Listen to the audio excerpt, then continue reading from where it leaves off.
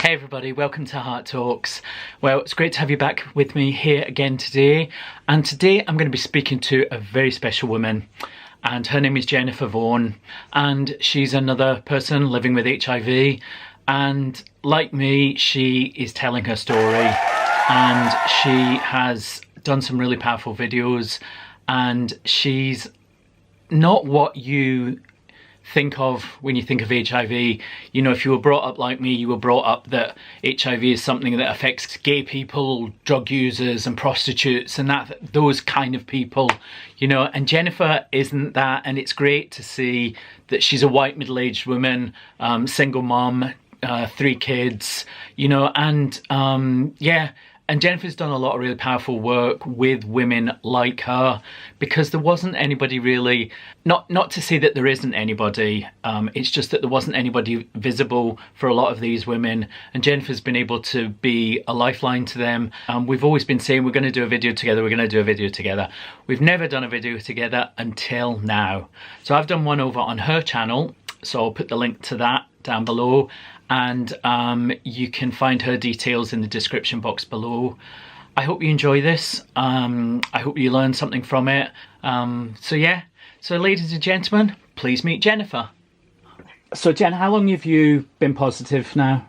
I think it's been 5 years, because I'm pretty sure it happened in 2013. I can remember I think it's my first symptom was my, I vividly remember this incredibly horrible headache for 4 days, and I just remember like even turning my head and looking sideways was like and I don't get headaches, so that's why it was really like prominent. Like I really remember those 4 days were horrible, and at the same time I was having esophagus issues, and I went to a gastroenterologist and remembered asking him, you know, and I looked at the date for that, and it was September 2013, and I remember asking, is there any connection between my head and my esophagus? I know that sounds super weird, but I got these two things happening at the same time, and he was like, well, no, you probably need to drink less coffee, and I drink like a cup a day, and I was like, okay, that's not it, but nothing went off in my head that it could be HIV, just did not cross my mind, but I think, I mean, maybe, and ironically, we had ended our relationship. The person who gave it to me just a month before that, and I had been with him for 8 months. So I'm like thinking, wow, did this literally happen at the very end of our relationship, where maybe I could have avoided it? Like, and I really do. I really think it happened right towards the end, which is so ironic. You know, crazy. So yeah, so it's just been 5 years. So I you know, from your videos, I've seen the pictures, I've seen how thin you were, how gaunt you were, you know, you looked so unwell. What, you know, like once you had HIV, was there a time that you thought that you were going to die from it? Yeah, so when I was diagnosed, I got 4 days of my pneumonia just getting progressively worse. I'm really not being treated. I'm taking Advil and ibuprofen round the clock to deal with pneumonia. I mean, and so finally get this Meprin 4 or 5 days into having really hardcore pneumonia. And so yes, during those days, my breathing was so labored, like moving in bed or getting up to go to the bathroom.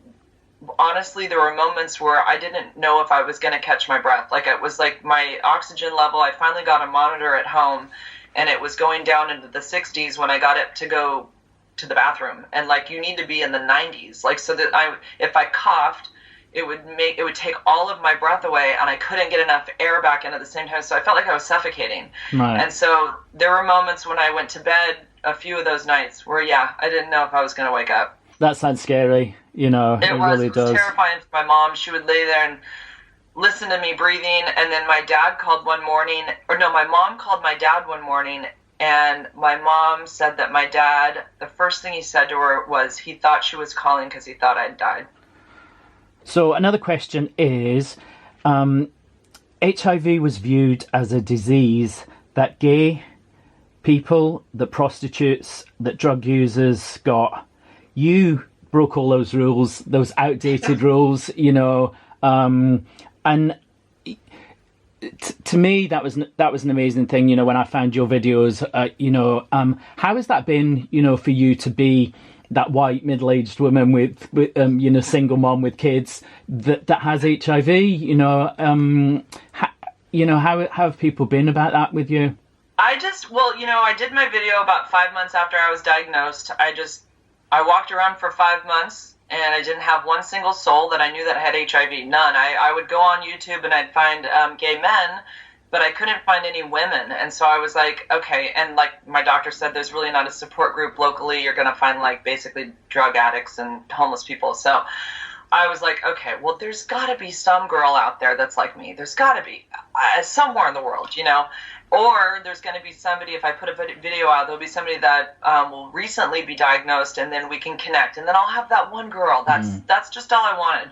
So I made my video really haphazardly. I just turned my phone on in my car and started talking. And I really thought, you know, I kind of wanted to explain to people who I like went to high school with, like what the whole story was really, because I had put it on my Facebook about 3 weeks after I was diagnosed. I decided to just come out and do it, and it was a great reception. People were so supportive, and that gave me the strength to make the video 5 months later.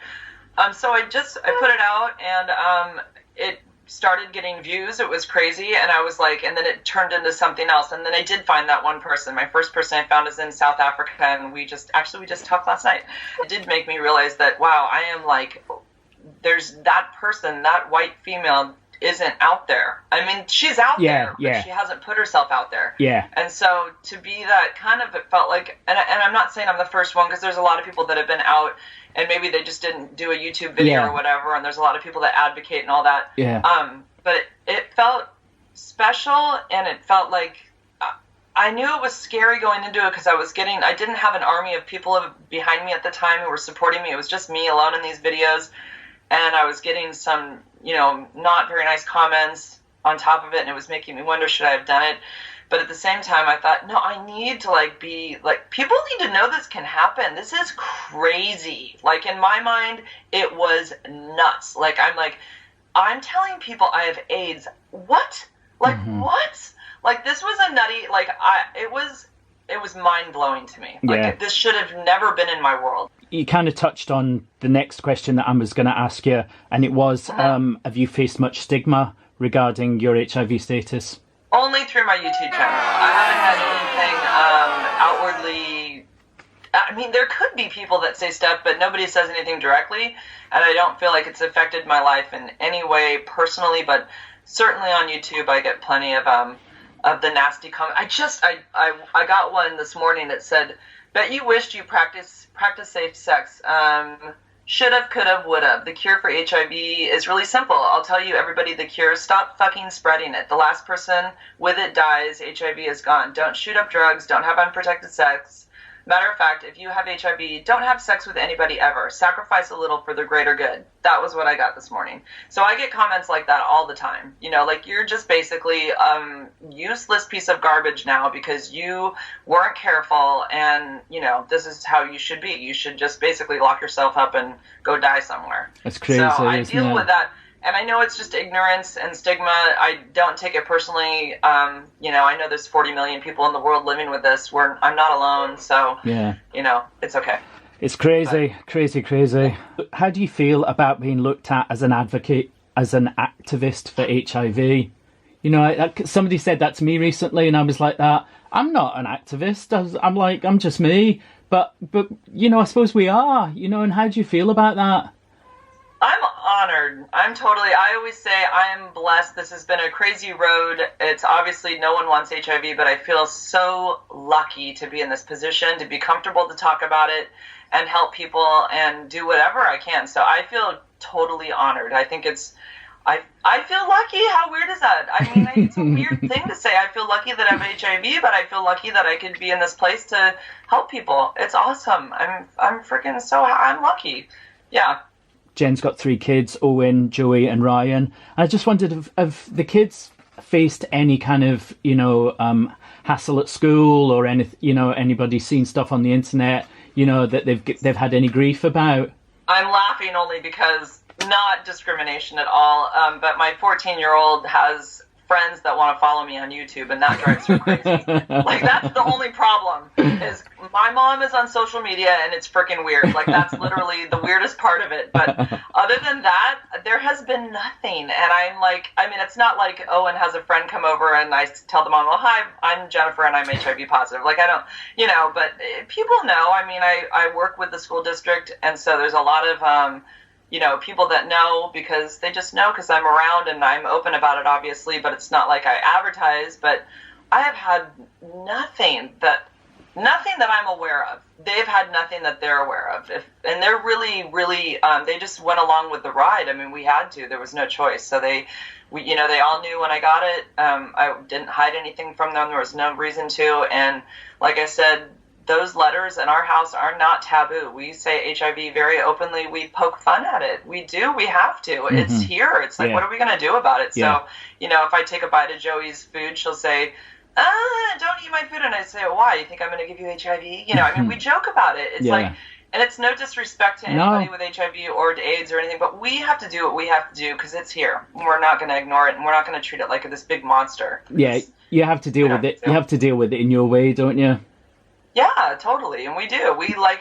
We do joke about it. We do. I mean, I don't even know how, I kind of cringe because I don't want people to know how much we do, but we do. We literally just make light of it because it, like I said, it's here and it's just part of our life now. You've done a huge amount of work with HIV positive women. Why has so much needed to be done with this group? Okay, so that page came about. I have a private page through Facebook where I have now almost 100 women who are HIV positive. And basically what happened was I put out my video and women started contacting me, and they were either recently diagnosed or they'd had it for a long time. But what I'd found with all of these women is they had no outlet. They had nobody. So I put that, they were all contacting me and I was getting sort of overwhelmed with all the writing I was having to do. And I thought, oh my God, what if I just connect them? How would they feel about this? So I checked with every single one of them. I think there was 17 in the beginning. This was a year ago, February. Yeah. And I put them all on a Facebook page, and then they started writing posts. I try not to cry, but this was so incredible. I literally fell on my kitchen floor down to my knees, bawling, seeing Catherine talk to Connie, and Connie talk to Lacey. All these people were talking to each other, and I was it was just unbelievable. These are the people, I wanted them to all know each other. Mm-hmm. So basically, for me, it was there's still this very small percentage of heterosexual women that have HIV as far as in the U.S. And on my page, they're all over the world, but our page is still, it's really small. When you think about it, there's only 100 of us. So, but there's women that are on there that had walked around for, I have women that say they got it 10 years ago and they don't talk to anybody about it. And this is the first time they've been in a group where they're talking to, other women with it. To me, that blows my mind. They've gone, I had to walk around for 5 months, and here I am being pity party for me. These women have walked around for years and years and years with no other contact with another female who's been living the same life. So for me, that's I'm passionate about it because it's, I can relate, and I just want as many of those women to be able to connect and not feel alone, because it's very isolating, and they feel like there's something wrong with them, and they feel like they have this big secret, and it's a huge relief for them to be able to share with others, and they all feel the same way. It's just so nice to be able to share, their life and how they feel about having it. That's what it is. It's about, we're both doing it. We're both telling our stories in the hope that other people can know that what we have is okay. Totally. It's an amazing place to be able to you get the people contacting you and just being able to just give them a little bit of information, and they're thank you so, people are so thankful. I say, when you get on the page, you'll be able to see all these pictures of all the women who are there also, and they all have HIV just like you. We all have the same virus. We're all living our lives. We're all in different parts of the world. So it's very empowering, and I think it just helps people cope. It's one of the most proudest things for me. I'm so proud of it. I'm so happy that it's happened. Yeah, it's amazing.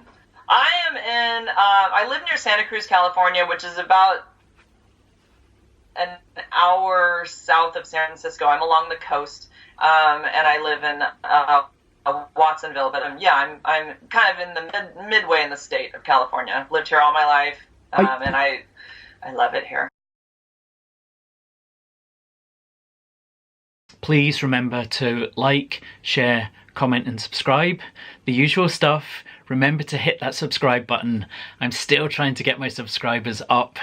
And all your comments and all your likes and your shares and things are really important, because I found Jen through you know, a video that had been shared. So it's amazing what power these videos can have if we just use them to the full extent. So remember everybody, I've got a Q&A show coming up, so please post your questions for me. I will answer them all, I promise. So you can post them here, or you can post them in Twitter or Instagram. All the details are in the description box. See you soon.